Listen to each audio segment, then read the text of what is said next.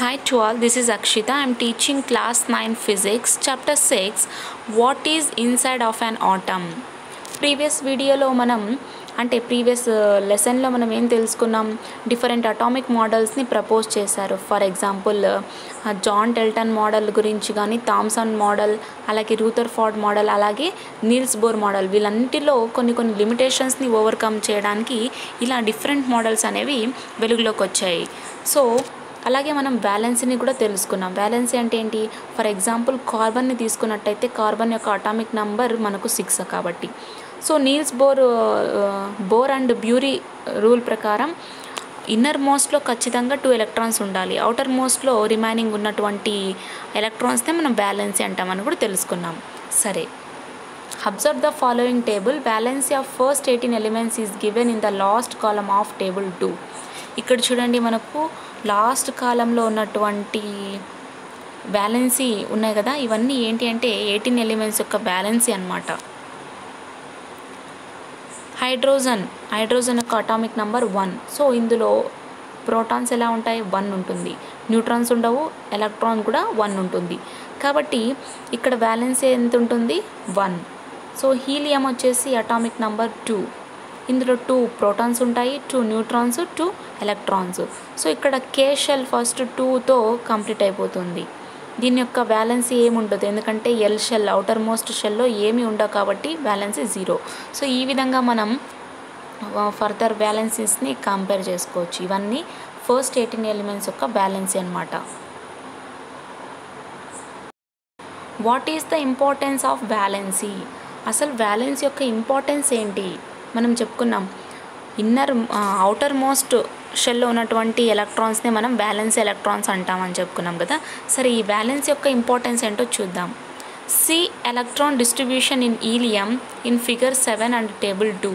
You will notice that the shell of helium has 2 electrons in outermost shell and the shell is filled to its full capacity.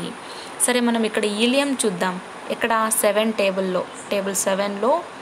Figure 7లో table 2లో helium చూసినట్టయితే helium యొక్క atomic number 2. So ఇందులో 2 protons, 2 electrons, 2 neutrons ఉంటాయి. ఇక్కడ కే షెల్లో already 2 ఎలక్ట్రాన్స్తో fill అయిపోయింది.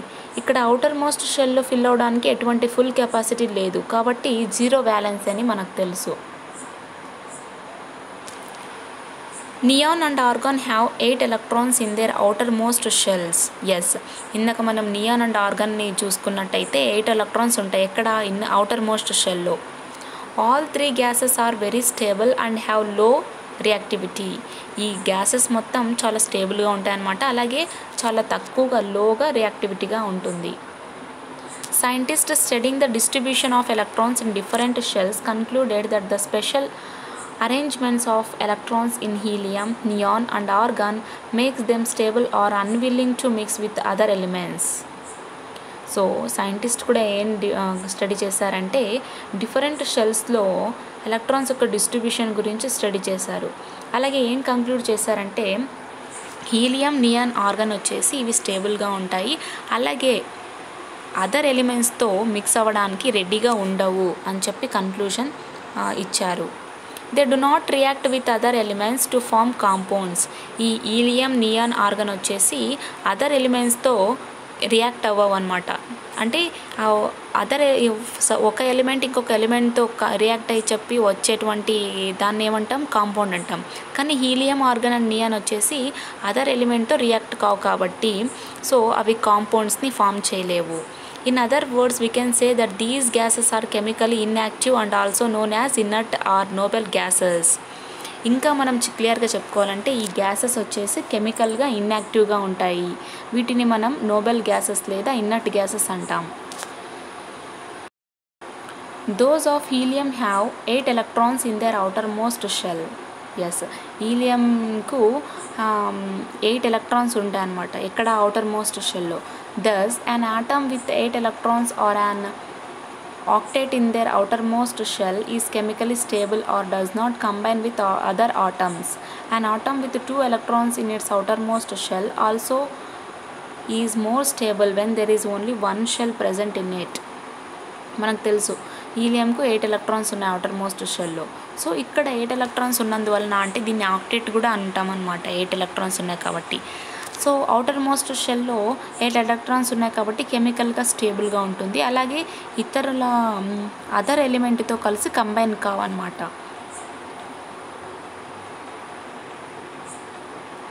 Helium K shell వచ్చేసి 2 electrons ఉంటాయి. ఎంకి అయితే ఎటువంటి ఎలక్ట్రాన్స్ ఉండవు. Neon and next argon. So ఈ విధంగా మనం బేస్ చేసుకొని చూసుకోవచ్చు. And outer most shell which has 8 electrons is said to possesses and octet.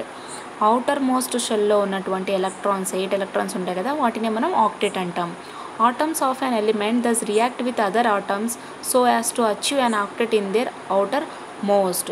ఈ ఆటమ్స్ అంటే ఎలిమెంట్ యొక్క ఆటమ్స్ వచ్చేసి అదర్ ఆటమ్స్తో రియాక్ట్ అయిపోయి ఇవి ఆక్టేట్ని పొందేటువంటి అవకాశం ఉందన్నమాట. ఇక్కడ అవుటర్ మోస్ట్ షెల్లో ఉన్నటువంటి ఎలక్ట్రాన్స్తో కలిసి.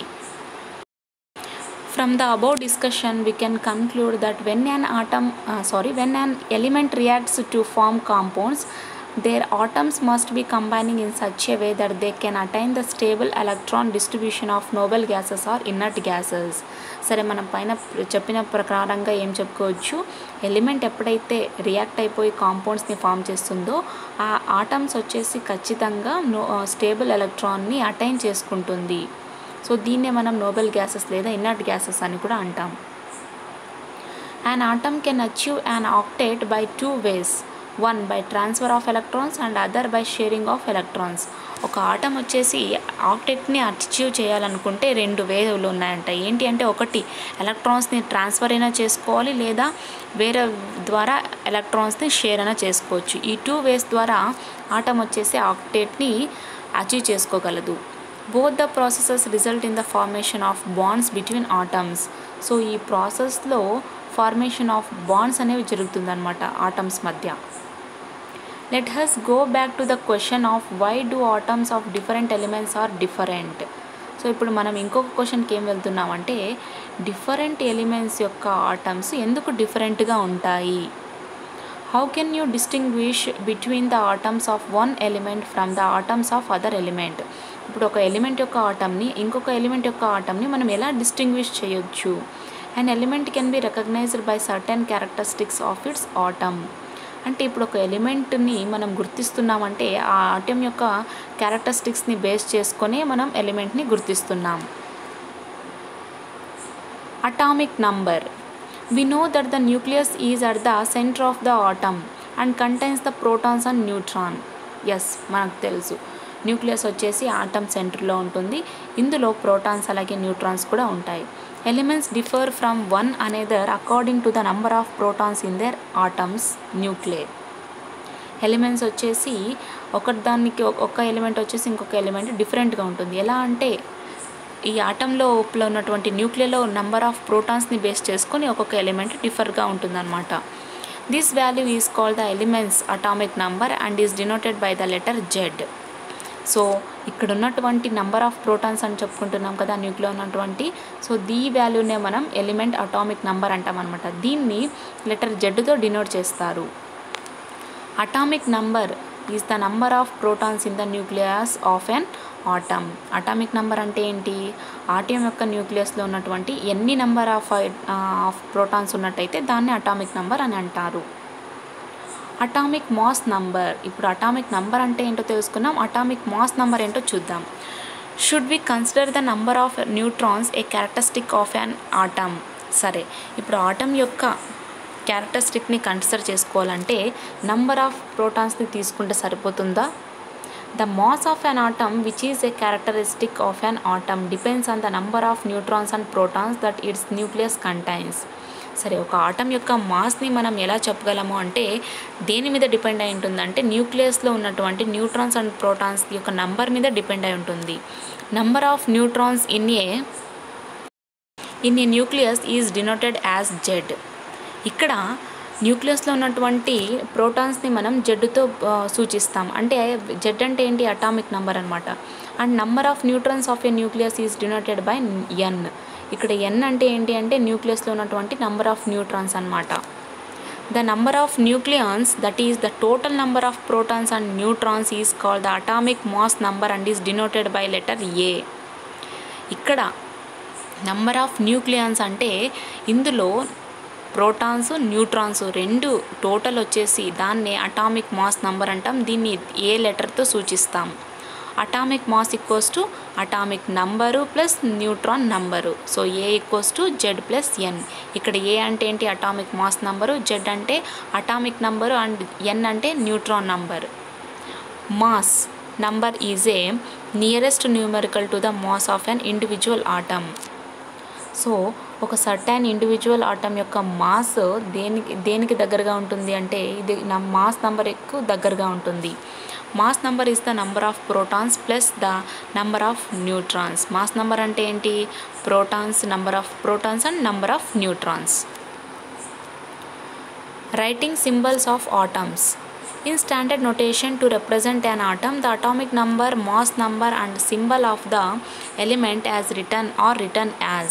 సరే, ఇక్కడ మనకు ఆటమ్స్ యొక్క సింబల్స్ని రాసేటువంటి నోటేషన్ ఇచ్చారు. అటామిక్ నంబర్, మాస్, అలాగే ఎలిమెంట్ యొక్క సింబల్ అన్నమాట. So atomic number, atomic mass number, atomic number 19, 9. So ఇదేంటి? F, fluorine. F is the symbol of the element fluorine. Its atomic number is written in the bottom left. It tells that this atom has 9 protons. ఇక్కడ F అనేది ఏంటి? Fluorine అనేటువంటి element అన్నమాట. So ఇక్కడ atomic number వచ్చేసి bottom left, ఈ fluorine ఉంది కదా, ఈ ఫ్లోరిన్కు లెఫ్ట్ సైడ్లో బాటంలో ఉన్నటువంటి దాన్ని ఆటమ్ అంటారు, పైన ఉన్న దాన్ని అటామిక్ మాస్ నంబర్ అని అంటాం అనమాట. అంటే దీన్ని బట్టి అటామిక్ నంబర్ 9 అంటే దీంట్లో ఎన్ని ప్రోటాన్స్ ఉంటాయి? 9 protons. The mass number is return at the top left. ఇందాక చెప్పుకున్నాం కదా. సో ఎఫ్కు టాప్లో ఉన్నటువంటి లెఫ్ట్ సైడ్లో అటామిక్ మాస్ నంబర్ని రిప్రజెంట్ చేస్తాము. ఇది మనకేం చెప్తుందంటే it tells has that this fluorine has 19 nucleons. అంటే ఇందులో ఎన్ని న్యూక్లియాన్స్ ఉంటాయి? 19 న్యూక్లియాన్స్ ఉంటాయి. న్యూక్లియాన్స్ అంటే ఏంటి? ప్రోటాన్స్ అలాగే న్యూట్రాన్స్ అనమాట. Therefore the number of neutrons present in fluorine is equal to 19 minus 9 equals to 10. ఇప్పుడు మనకు న్యూట్రాన్స్ తెలీదు, ప్రోటాన్స్ తెలుసు. ఎన్ని ఉన్నాయి ప్రోటాన్స్? 9 ఉన్నాయి. అంటే 19 మైనస్ 9 చేసినట్టయితే 10 న్యూట్రాన్స్ ఉన్నట్టు. So N equals to A minus Z. Neutrons తెలియదు కాబట్టి అటామిక్ నంబర్ ఎంతైతే ఉంటుందో, అటామిక్ మాస్ నెంబర్ ఎంతైతే ఉంటుందో దాంట్లో నుంచి మైనస్ అటామిక్ నెంబర్ చేసినట్టయితే మనకు న్యూట్రాన్స్ వాల్యూ తెలుస్తుంది. సో ఈ విధంగా మనం మిగతా ఎలిమెంట్స్కు కూడా చేయొచ్చు అన్నమాట. ఇక్కడ తెలుసుకున్నటువంటి ప్రాసెస్ ఏంటి? అటామిక్ నెంబర్ చూసుకున్నట్టయితే ఫ్లోరిన్ ఇచ్చారు, ఫ్లోరిన్కు atomic number 9, atomic mass number 19. మనకు అటామిక్ నెంబర్ అనగానే నెంబర్ ఆఫ్ ప్రోటాన్స్ అని తెలుస్తాయి. అటామిక్ మాస్ నెంబర్ అంటే ప్రోటాన్స్ ప్లస్ న్యూట్రాన్స్. కానీ మనకు న్యూట్రాన్స్ గురించి తెలియదు కాబట్టి 19 మైనస్ 9 చేసినట్టయితే ఇక్కడ మనకు 10 వస్తుంది. 10 అంటే ఏంటి? ఇక్కడ నంబర్ ఆఫ్ న్యూట్రాన్స్. సో ఈ విధంగా మిగతా ఎలిమెంట్స్కి కూడా మనం ఫర్దర్ కన్సిడర్ చేసుకొని క్యాలిక్యులేట్ చేయొచ్చు. సో నెక్స్ట్ వీడియోలో ఫర్దర్ లెసన్ని కంటిన్యూ చేద్దాం. Thank you.